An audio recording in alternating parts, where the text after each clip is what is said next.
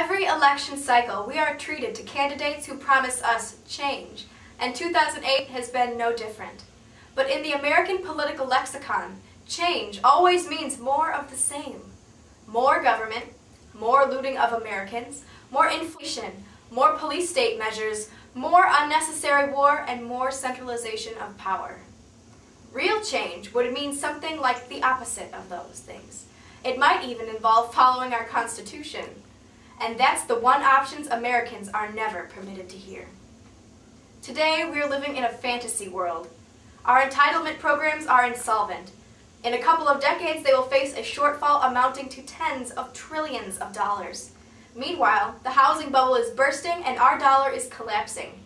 We are borrowing billions from China every day in order to prop up a bloated overseas presence that weakens our national defense and stirs up hostility against us. And all our political class can come up with is more of the same. One columnist puts it like this: we are borrowing from Europe in order to defend Europe. We are borrowing from Japan in order to keep cheap oil flowing to Japan. And we are borrowing from Arab regimes in order to instill democracy in Iraq.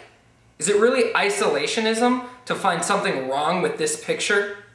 With national bankruptcy looming, politicians from both parties continue to make multi-trillion-dollar promises to free goods from the government, and hardly a soul wonders if we can still afford to have troops in, this is not a misprint, 130 countries around the world.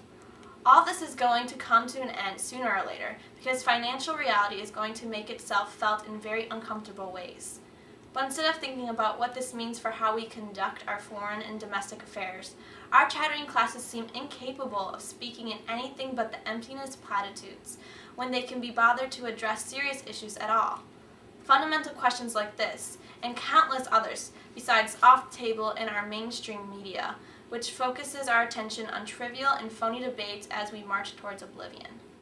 This is the deadening consensus that crosses party lines, that dominates our major media, and that is strangling the liberty and prosperity that were once the birthright of Americans. Dissenters who tell their fellow citizens what is really going on are subject to smear campaigns that, like clockwork, are aimed at political heretic.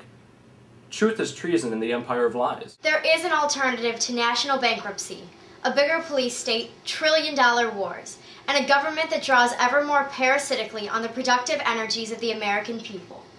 It's called freedom. But as we've learned through hard experience, we are not going to hear a word in its favor if our political and media establishments have anything to say about it. If we want to live in a free society, we need to break free from those artificial limitations on free debate and start asking serious questions once again. I'm happy my campaign for the presidency has finally raised some of them. But this is a long-term project that will persist far into the future. These ideas cannot be allowed to die, buried beneath the mind-numbing chorus of empty slogans and inanities that constitute official political discourse in America. That is why I wrote this book. That is why I wrote this book. That is why I wrote this book. That is why I wrote this book. That is why I wrote this book. That is why I wrote this book.